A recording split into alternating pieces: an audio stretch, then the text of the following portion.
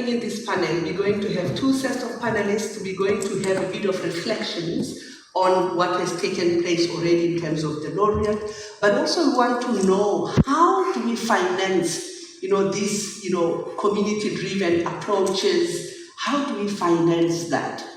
So I'm going to twist a little bit. You'll bear with me because I want to tap, the voice of, the ambassador there. On that, far left, we have, Ambassador Martin Selma.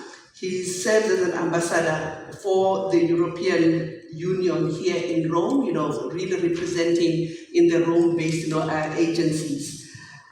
I've got 3 questions for you, and I'm going to ask them, and I would like you to respond, very quick before you leave. We are talking about these, community-based, or community-driven innovations, and sometimes financing these becomes a challenge. My question, how does the European Commission promote agricultural research and community-driven innovations for sustainable food and agricultural transition? So that is my first question.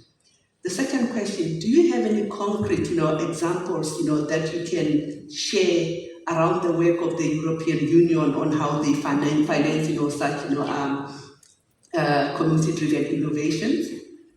Lastly, I know you have, a photogenic, memory, you'll remember all these questions. And lastly, how does the European Union work together with international partners, including, low, medium income countries? Thank you, moderator, also for giving me the floor. Ambassadors are not important today, our laureates are important today, and let me again say how impressed I was by the 3 winners. Congratulations to all of you also on behalf of the European Union. I think Syria, Uganda and Egypt, 3 very innovative projects. And I must also say to the Office for Innovation of FAO, my great compliments. I think the Farmer Field School Initiative is the first one. When I started to look into FAO about 25 years ago in my life, I heard about it. It's so concrete and so practical. I'm really deeply in love with it, and my compliments that it continues. And so to you, Vincent and Anne-Sophie, thank you for what you're doing there. Thank you also for the very broad approach you are taking on innovation. I think that very matches with the European Union's agenda. Of course, there's technological innovation, there's industrial innovation, but there's also organizational innovation, social innovation, environmental innovation, and we saw it in the 3 projects today, how important that is. And if I may say to our friends from Egypt who presented their project, the reason why I have to go is we have today a G7 meeting here in Italy. It's the first time that we have a G7 meeting on disability.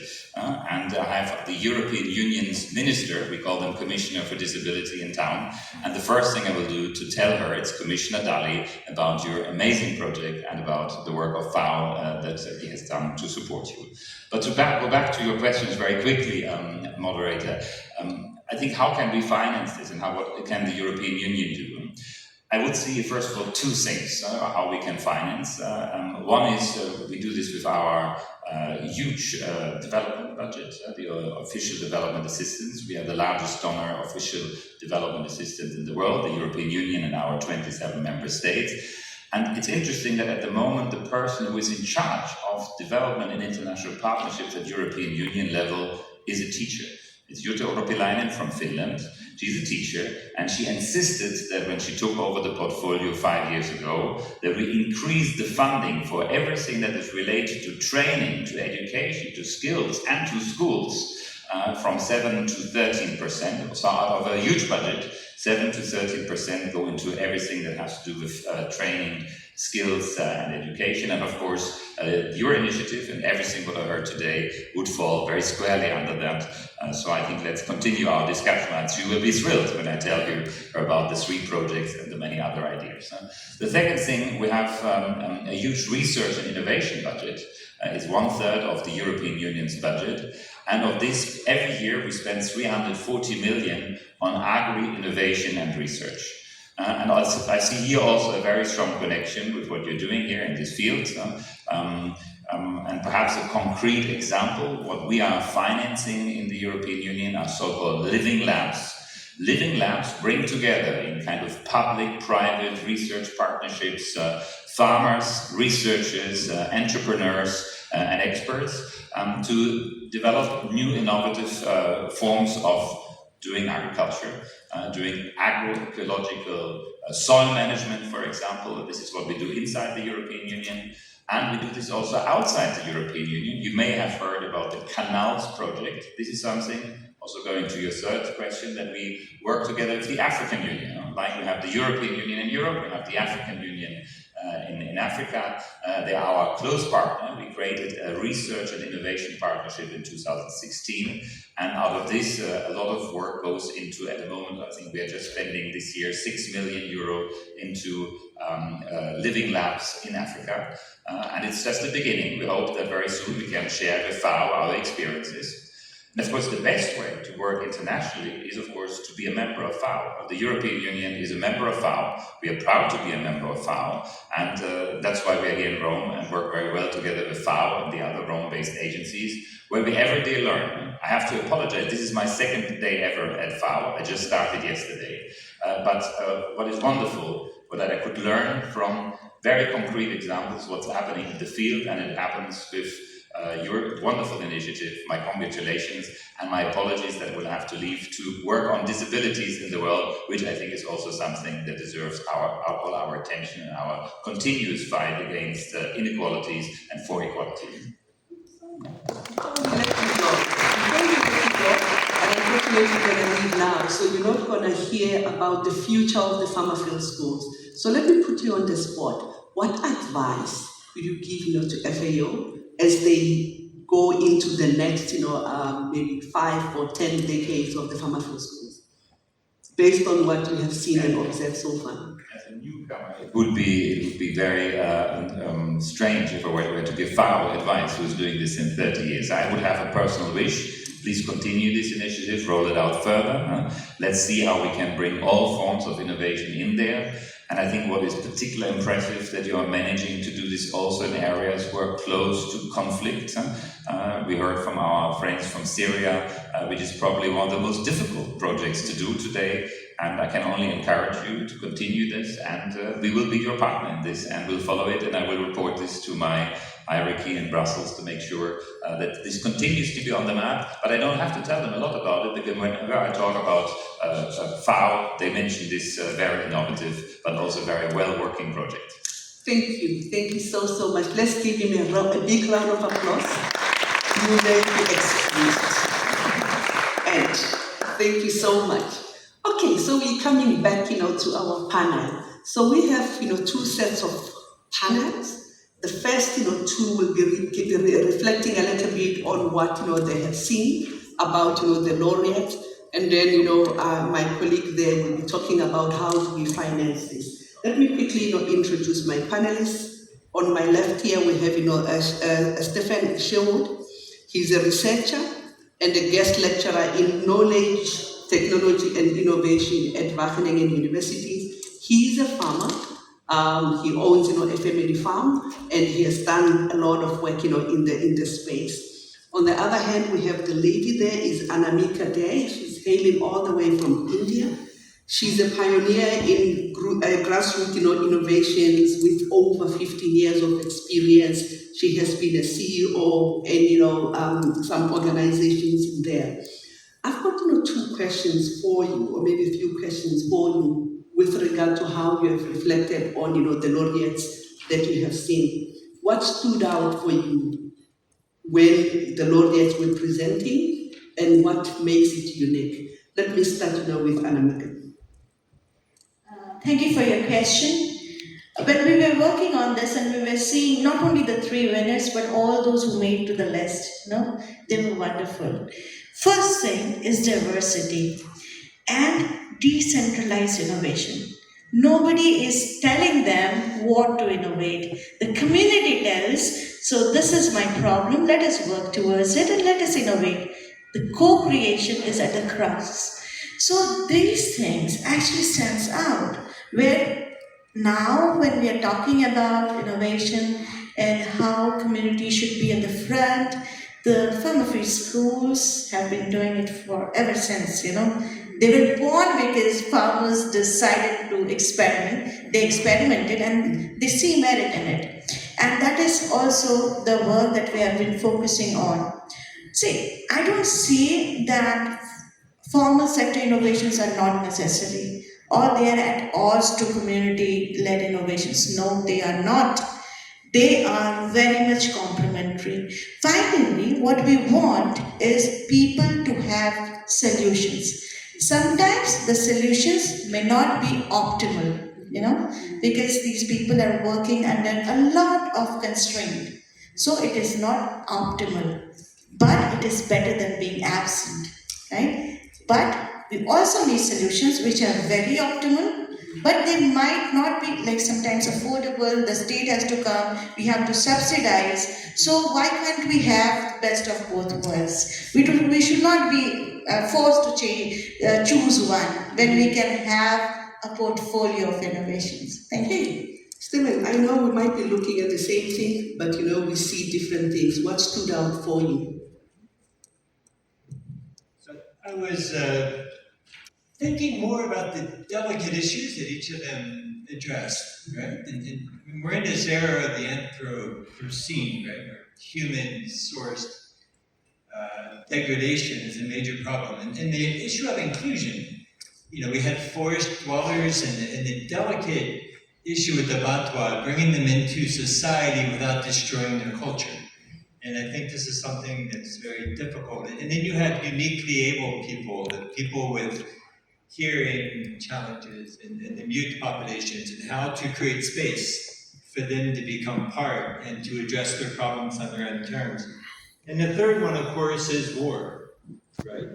And rural people, and finding an opportunity for them to utilize, war chests and arm chests or ammunition chests, and turn them in, something that is arguably creating a problem, and turn it into maybe a solution. So part of it was that, is sort of questions of inclusion, challenges of democracy, because I do think that's a problem. I know a lot of people here are probably from rural families, and the marginalization of rural people has always been an issue. And the violence that we address in rural communities is very unique. In Latin America, it's often related to drugs and other issues. So how to create these spaces, and field schools are uniquely capable of that, to help us get focused on very practical issues, create these spaces, empower people to find solutions. So that's kind of what I picked up on. Okay. So I know you're talking about inclusion and all that, but how do you think such community-driven innovations, especially that are emerging from the farmer field schools, can actually help tackle some of the global challenges like climate change, food insecurity, rural poverty, and biodiversity, really moving from the social aspect of it, but really looking at how do they address some of that global challenges that we're dealing with. But let me give it to you, Anamika. Yes, thank you again. Now, are these global challenges that we are talking about, are they very new? No. We have been trying, everybody has been trying. The good part of being in the farmer field school is that we change the development dialogue on seeing people as victims or as beneficiaries only. Here we see community as experts. They're good in something and we are trying to augment that, bring that out to the world, bring it out for the other people to see. So the biggest takeaway from the whole thing, the whole process, there have been months that Anne Sophie and the team and the Office of Innovation have been working towards it, is that you change the narration. If you change the narration, the story changes. Somebody who was seen as poor, deprived, not so good, and now suddenly you're valuing the mind behind them, their culture, and this culture of innovation, the culture of experimentation. And this is not new. Humans have been experimenting ever since, right? This was the time when we documented them. We put them into some systems so that we better understand how this is happening. And as somebody said, that it is not only the knowledge, but the process of creation of knowledge is also important. And this is what we learned with the whole exercise, not only this, but I've been involved in a couple of other exercises also where I saw the team, how they, it's not only putting the farmers at the center or the innovators at the centers, but at the front, where we follow. We say, okay, you know something better than me, and let me try to understand that. So this mutual, and that's why if you see the group, there is a lot of mutual trust because we value each other's contribution towards this. Stephen, maybe just a slightly twisted question. We have heard when we were talking about the pharmacy schools in 90 countries and all that. How do you see this, impressive, approach and model scaling out beyond, the 90 countries as a model that is really sparking innovation amongst farmers, especially at grassroots level? How would you see that, scaling out beyond the 90 countries? I've been working with field schools since I was a teenager, so it's been over almost 35 years. What the concern I have about field schools is not so much the growth as it is the quality. I mean, if you believe in sort of complexity theory, small, sort of shining, inspiring examples can drive huge change. And as I visit field schools, I've been working with the Office of Innovation here, visiting field schools in Latin America over the last 6 months, and there's huge variability in quality. So my argument is the best way to scale up is to invest in the quality of what we call the ecological literacy, the farmer-led experimentation. And we need scientific backstopping, right? Right now, the field schools are trying to drive a transition from degenerative to regenerative agriculture, shifting smallholder farms from sources to sinks of carbon, these sorts of questions. And they're capable of that, but we need to demonstrate it to convince people. So for me, it's a question of improving quality and communicating that. I'm not so worried about the number as I am the effects and effects that they generate in the process. Maybe just as a follow-up question there, how do you see as a role of international organizations, government, private sectors, the role that they can actually play in boosting such community-driven innovations and the scaling of the quality of pharmacy schools? That's a delicate question. I know you'll have a perspective from a financial issue, which is key. My concern, I work a lot with Wageningen University, which drives science. You studied there, we met there many years ago. The concern I had was scientific, the heavy hand of science. And also, most of the science that we're generating, at least at Wageningen, is not the right kind of science that we need to drive the transition towards regeneration, to be honest with you. It's emerging on the margins. And field schools are pushing a new type of science. It reminds me in the 1980s when we were trying to show that pesticide-free and fertilization-free agriculture is not just possible, it exists. And publicly demonstrating that, and then the impact that had, where agroecology went from a bad word to a good word and an inspiration. Now, so I think it has to be carefully managed.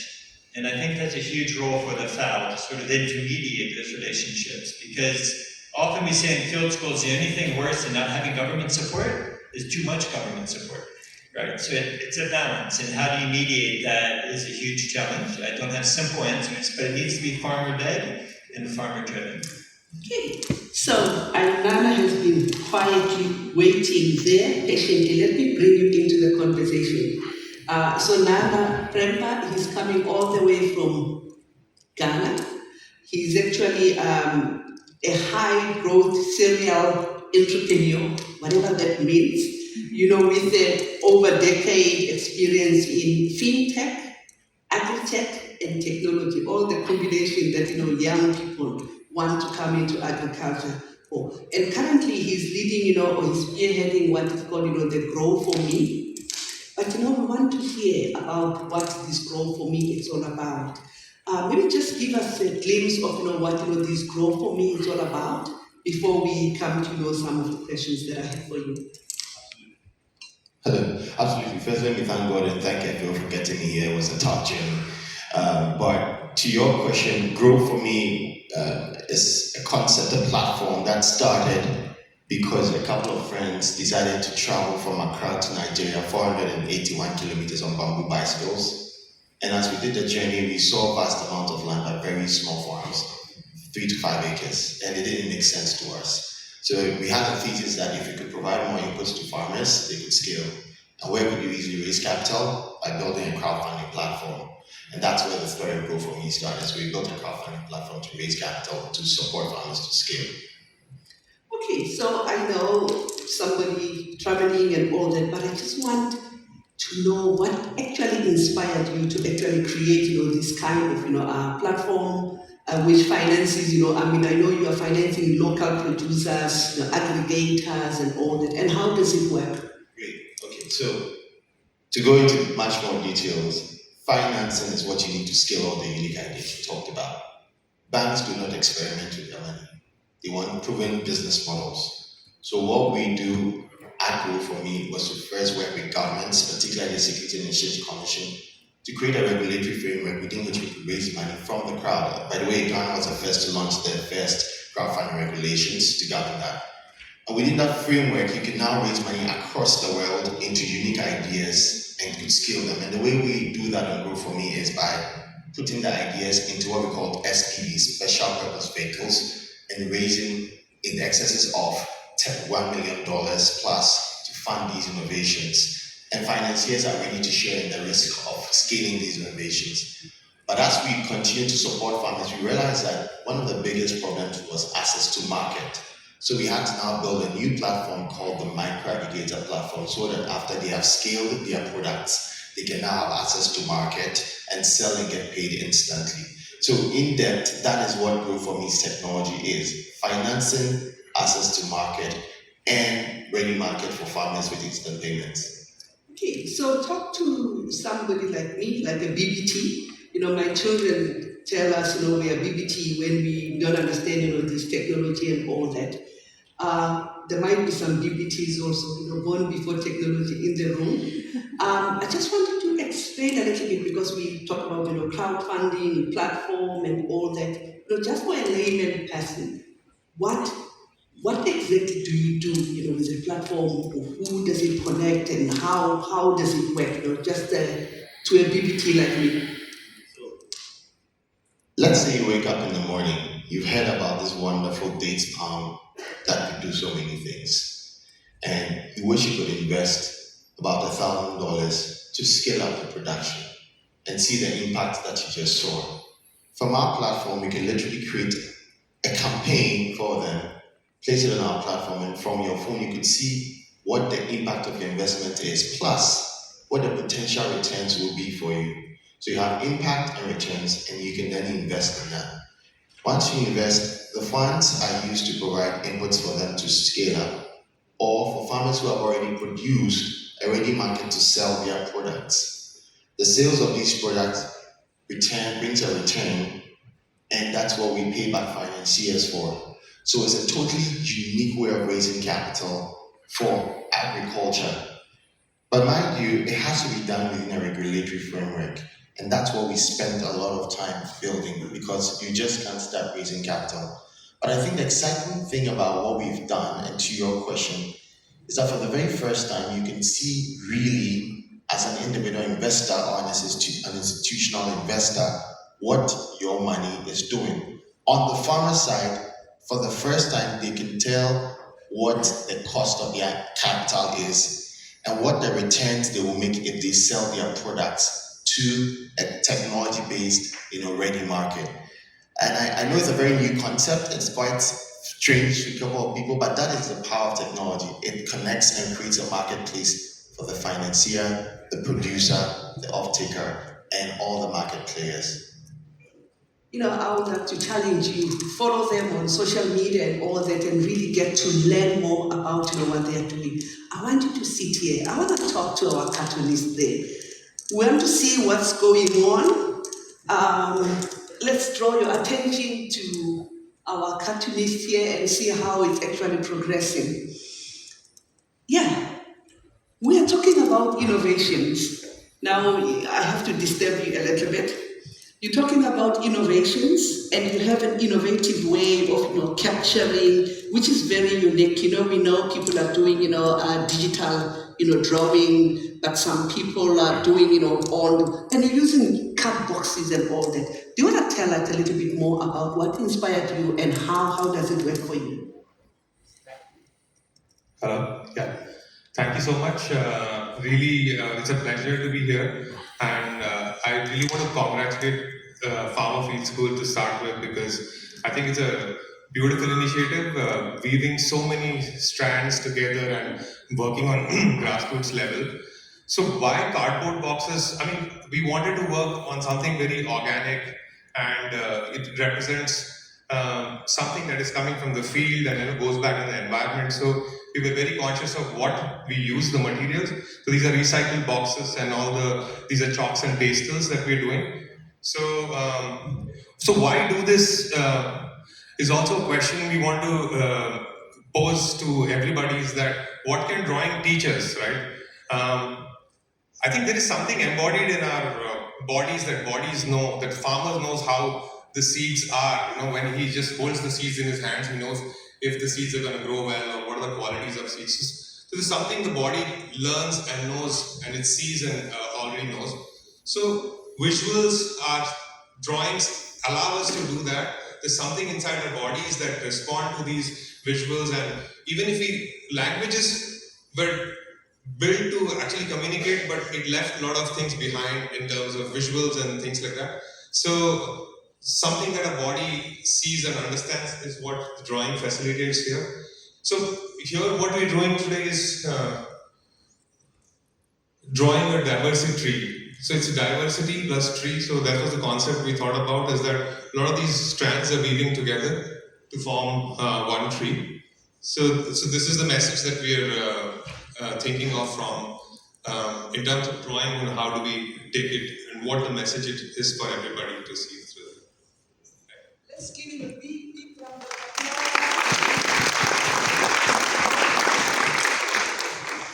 Thank you so much.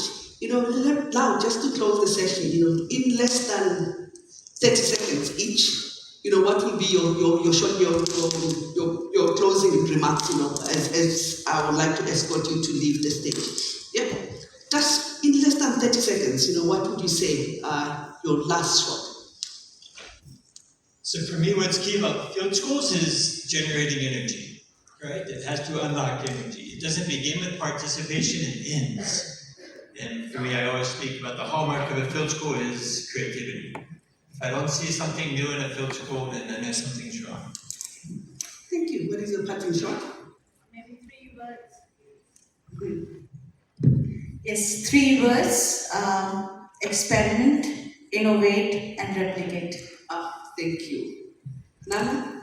Farmer Field School innovations can be scaled, and I believe that working with crowdfunding platforms across the continent is a very effective way to scale these innovations, and I look forward to doing that across Africa and other partners.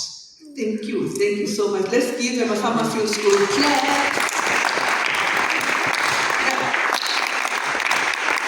Thank you so much. Yes, I think you can leave the stage.